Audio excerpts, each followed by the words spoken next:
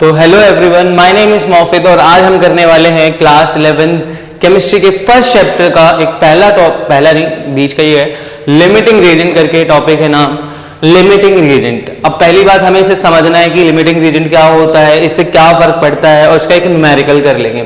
तो सबसे पहले बिना टाइम वेस्ट करे हम स्टार्ट करते हैं। जैसे मान लेते हैं कि कोई रिएक्शन है, जैसे C+O2 क्या बना, CO2। C+O2 क्या बना, CO2।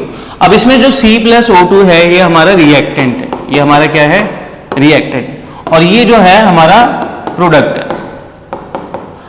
अब नॉर्मली कार्बन का जो 1 मोल का मास है वो 12 ग्राम है और ऑक्सीजन का जो 1 मोल का मास है ऑक्सीजन मॉलिक्यूल का 16 × 2 32 ग्राम।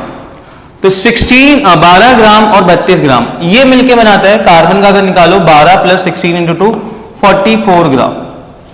इट मीन्स कि 12 ग्राम अगर कार्बन लोगे तो 44 ग्राम कार्बन डाइऑक्साइड बनेगा, या अगर 32 ग्राम ऑक्सीजन लोगे तो भी 44 ग्राम कार्बन डाइऑक्साइड बनेगा। तो इसका ये मतलब है कि इन दोनों का अमाउंट एक लिमिट है, मतलब फिक्स है कि हाँ 12 ग्राम ये लूंगा, 32 ग्राम ये लूंगा, 44 ये ग्राम बन जाएगा। अब पॉइंट ये है कि अगर ये वाला अमाउंट मैं कम कर दूं, फॉर एग्जांपल जैसे कि मैंने यहां कर दिया 8 ग्राम और ये मेरे पास 32 ग्राम है, ठीक है, तो ये 8 ग्राम कर दिया, यानी कार्बन का जो मैंने है मास मैंने कम कर दिया और ऑक्सीजन का कम नहीं करा। तो इसका मतलब क्या ये 44 ग्राम ही बनेगा, जो प्रोडक्ट बनेगा 44 ग्राम ही बनेगा? ऑब्वियस है कि नहीं बनेगा, कि 12 + 32 करके 44 बन रहा था। अगर मैंने ये अमाउंट कम कर दिया तो इसका अमाउंट भी कम हो जाएगा, ठीक है, या मैं इसका अमाउंट कम कर देता तो भी इसका अमाउंट कम हो जाता। तो पॉइंट ये कि अगर जैसे कोई मैं लकड़ी जला रहा हूं, ठीक है, लकड़ी, तो अगर लकड़ी जला रहा हूं तो हवा, एयर, ऑक्सीजन बहुत ज्यादा है, अनलिमिटेड है, बट लकड़ी तो लिमिटेड है, ठीक है। तो जो चीज लिमिटेड हो, कम अमाउंट में हो, जल्दी खत्म हो जाए, तो उसकी वजह से जो अमाउंट ऑफ प्रोडक्ट है वो भी डिफर करता है।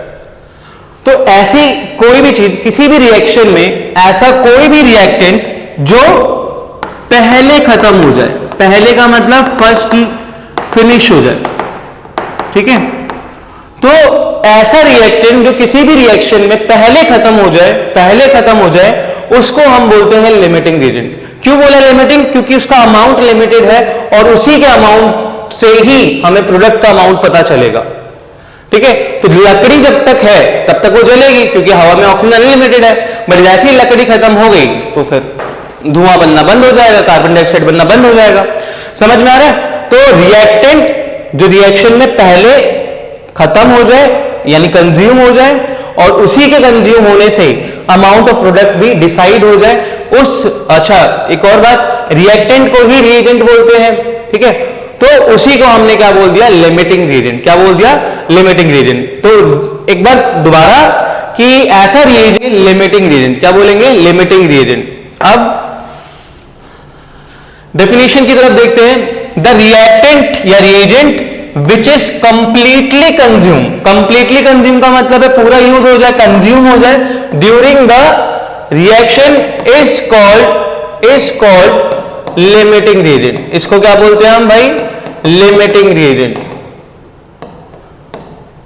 तो जो भी रिएक्टेंट है या रिएजेंट है वो अगर रिएक्शन में पहले खत्म हो रहा है तो उसको हम लिमिटिंग रिएजेंट बोले, ठीक है। अब आगे वही चीज जो मैंने अभी बताई थी कि limiting reagent finish first, limiting reagent पहले खत्म हो जाता है, लिमिटिंग रिएजेंट पहले खत्म हो जाता है, and decide the amount of product form. और ये क्या डिसाइड करता है? अमाउंट ऑफ प्रोडक्ट फॉर्म, ठीक है।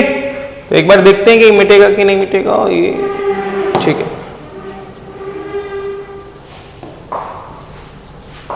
तो एक बार बस देखेंगे कि क्या क्या लिखा है हमने पहले। ओ सारा मिट गया, ठीक है, थोड़ा सा करेंगे। The reactant reagent which is completely consumed during the reaction, अब यहां लिख लेते हैं, इज कॉल्ड लिमिटिंग रिएजेंट। इसको हम क्या बोलेंगे? लिमिटिंग रिएजेंट, ठीक है। Limiting reagent finish first and decide the amount of product, और इससे ही अमाउंट डिसाइड हो जाता है, ठीक है। अच्छा, जो चीज बच जाए, अब जैसे मैंने बोला ऑक्सीजन अनलिमिटेड है, ठीक है, और कार्बन यानी लकड़ी लिमिटेड है, तो जो बच जा रहा है उसको हम एक्सेस रिएजेंट बोलते हैं। तो एक्सेस रिएजेंट का मतलब क्या है, किसी भी रिएक्शन में जो बच जाता है उसे हम एक्सेस रिएजेंट बोलते हैं। तो क्या लिखा हुआ है, द रिएक्टेंट या reagent which is left behind, which is left यानी कि बच जाता है during the reaction is called access reagent. तो उसी को हम क्या बोलते हैं, एक्सेस रिएजेंट। ठीक है, तो जिस रिएक्शन में जो पहले खत्म हो जाए वो लिमिटिंग रिएजेंट, जो बच जाए वो एक्सेस रिएजेंट, जो प्रोडक्ट का अमाउंट है वो डिसाइड करेगा लिमिटिंग रिएजेंट। एक्सेस तो बहुत ज्यादा है बट जो पहले खत्म हो जाए वो डिसाइड कर देगा अमाउंट ऑफ प्रोडक्ट। ठीक है, अब इसके बाद एक क्वेश्चन है, ये इसी का क्वेश्चन है, एक बार सब रीड करना क्या है। 50 kg of N2 and 10 kg of H2 are mixed to produce ammonia. ठीक है, find the amount of ammonia form and also identify the limiting reagent। तो एनसीईआरटी का क्वेश्चन है, तो आप थोड़ा सा बढ़ते हैं इसकी तरफ। तो क्या बोल रहा है, 50 kg of N2, 50 kg of N2 and 10 kg of H2 are mix to produce, क्या बनाया, अमोनिया। क्या बनाया, अमोनिया।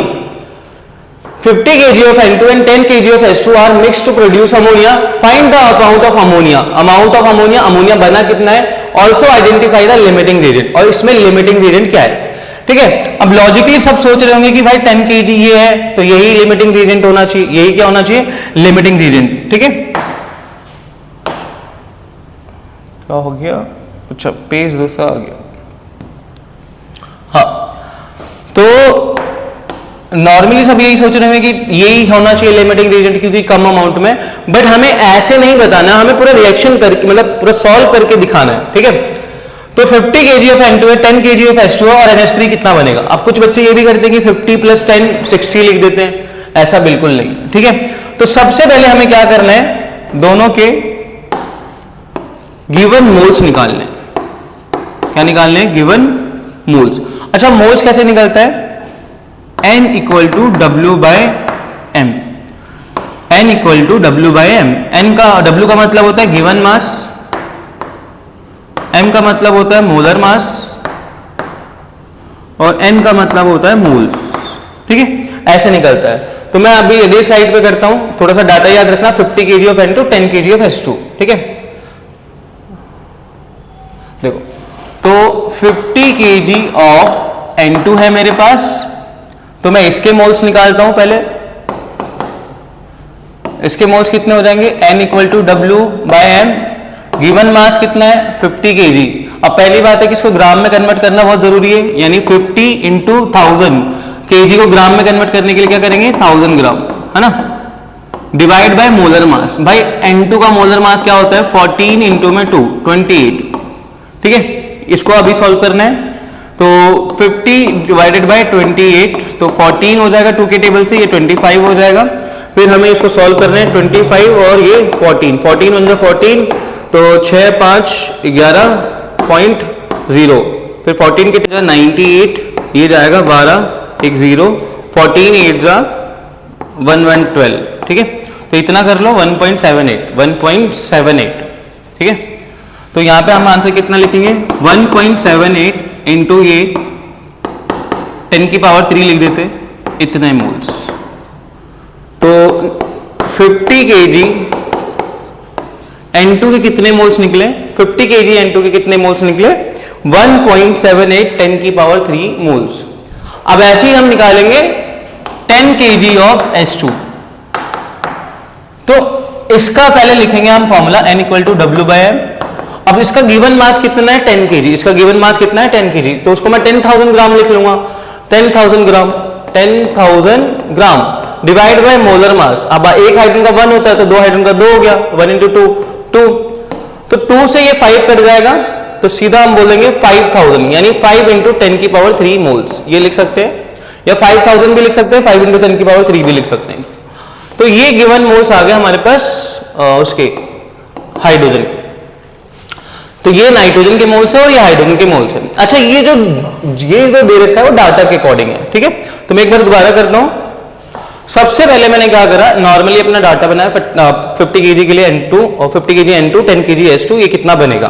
तो सबसे पहले हमें गिवन मोल्स निकालने थे। गिवन मोल्स मैंने ऐसे निकाल लिए कि 50 kg का N2 जो गिवन मास है डिवाइडेड बाय इसका मोलर मास, मोल्स निकाल लिया। ऐसे 10 kg का निकाल लिया। अब नेक्स्ट स्टेप क्या करना है, हमें बैलेंस रिएक्शन लिखनी है, ठीक है। तो मैं यहां लिखता हूं balance reaction N2 plus H2 क्या बना रहा है, NH3। N2 प्लस H2 क्या बना रहा है, NH3, बट बैलेंस नहीं है, उस साइड 2 नाइट्रोजन है और इस साइड 1 नाइट्रोजन है, तो वहां 2 नाइट्रोजन है तो यहां मेरे को 2 नाइट्रोजन करने पड़ेंगे। मैं 2 नाइट्रोजन कर दिए, बट जैसे 2 नाइट्रोजन करे तो हाइड्रोजन कितने हो गए, 6 हो गए, 3 2 6, और यहाँ पे 2 नाइट्रोजन है तो यहाँ पे मेरे को 3 मल्टीप्लाई करना पड़ेगा, 3 2 6। तो अब ये बैलेंस रिएक्शन है।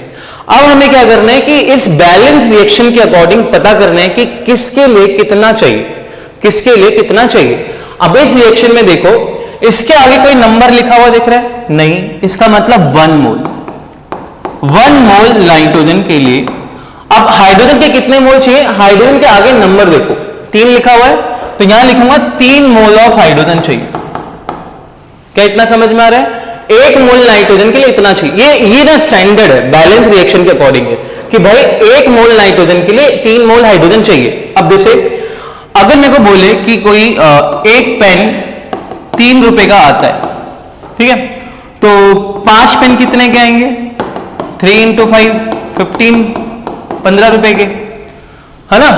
बट अगर मैं बोलूं कि मेरे पास 15 रुपीज नहीं है, 13 रुपीज है, मेरे पास 15 रुपीज नहीं है, 13 है, तो क्या उस 13 रुपीज में, 13 पैसे में क्या मैं इसको ये खरीद सकता हूं 5 पेन, तो ऑब्वियस आंसर है कि नहीं। बट अगर मेरे पास 15 की जगह 20 हो तो मैं आराम से खरीद सकता हूं, मतलब खरीद सकता हूं। तो अगर मेरा यहां से अमाउंट कम आता है तो ये लिमिटिंग रीजेंट होगा, बट अगर मेरे पास गिवन ज्यादा हुआ तो ये एक्सेस होगा। तो कहने का मतलब है कि हमें यह पता करना है कि अगर 1 मोल नाइट्रोजन में 3 मोल हाइड्रोजन चाहिए तो इसका जितना गिवन मोल्स होगा उसके अकॉर्डिंग मैं ये निकालूंगा, और इसकी जो वैल्यू आएगी, इसकी जो वैल्यू आएगी वो जो गिवन है मेरे पास, या 13 या 20, वो जो मेरे पास गिवन है, चाहिए मेरे को 15, चाहिए मेरे को 15। अगर मेरी गिवन वैल्यू इस 15 से कम हुई तो ये लिमिटिंग रीजेंट है, अगर मेरी गिवन वैल्यू इससे ज्यादा हुई तो ये एक्सेस रीजेंट है। ऐसे करना है, कोई नहीं, अभी करते हैं, थोड़ा और क्लियर करते हैं इसको। अब मेरे पास कितने मोल्स निकले नाइट्रोजन के, 1.78, 1.78। तो मैं यहां लिखूंगा 1.78 इंटू 10 की पावर 3 मोल्स मेरे पास नाइट्रोजन प्रेजेंट है। इतने नाइट्रोजन मेरे पास प्रेजेंट है, तो 1 मोल के लिए इतना चाहिए, तो इतने मोल नाइट्रोजन के लिए ये कितना चाहिए होगा, तो 1 के लिए इतना चाहिए, तो इसको मल्टीप्लाई कर देंगे 3 से। तो 1.78 इंटू 10 की पावर 3 मोल्स मल्टीप्लाई बाय 3, ठीक है। अब हमें इसे सॉल्व करना है, 3 8 जा 24, 2 3 7 जा 21 और ये 23, 2 पॉइंट आ जाएगा, 3 1 जा 3 और 5, 5.34 इंटू 10 की पावर 3 मोल्स ऑफ हाइड्रोजन चाहिए। तो 1.78 इंटू 10 की पावर 3 मोल्स ऑफ नाइट्रोजन के लिए मुझे इतने हाइड्रोजन चाहिए, इतने हाइड्रोजन चाहिए, इतने मोल्स के लिए इतने मोल्स मेरे को हाइड्रोजन चाहिए।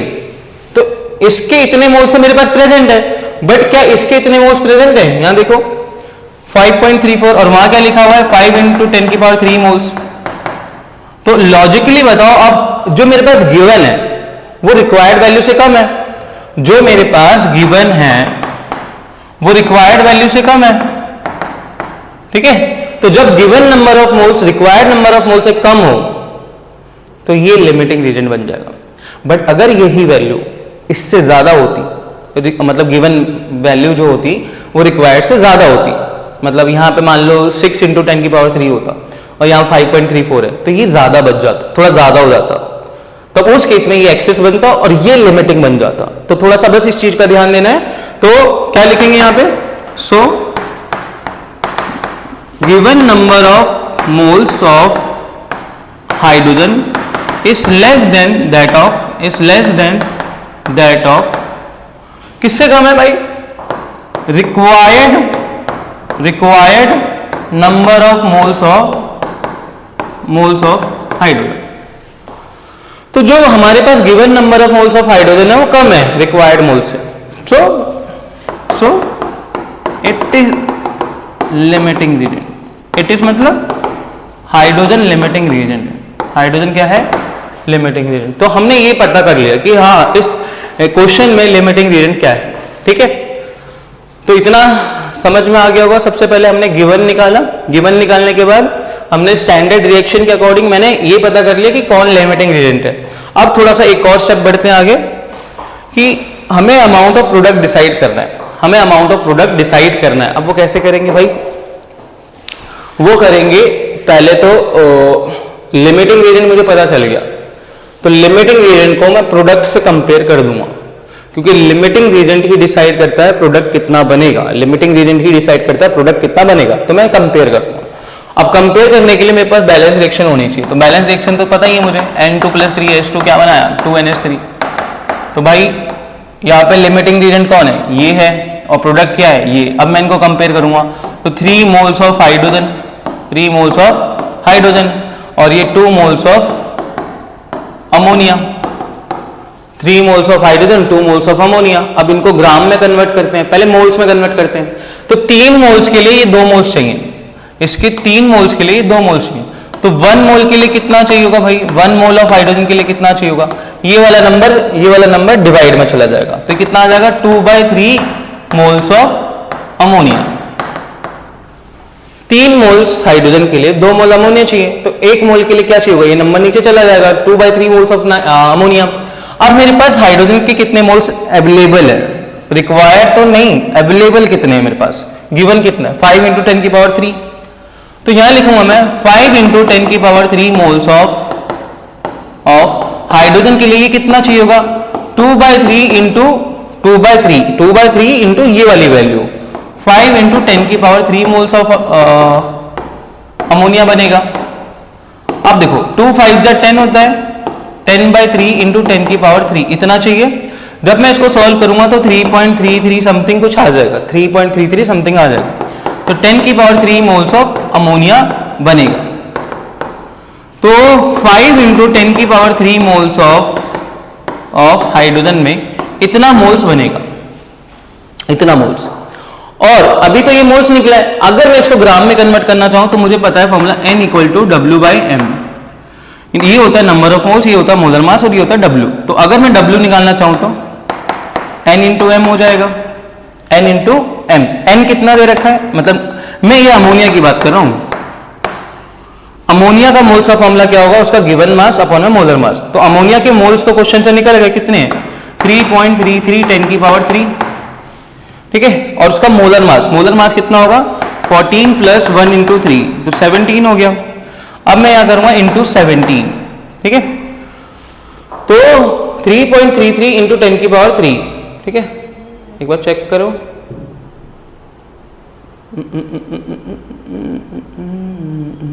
ठीक है, मैं कुछ और चेक कर रहा था।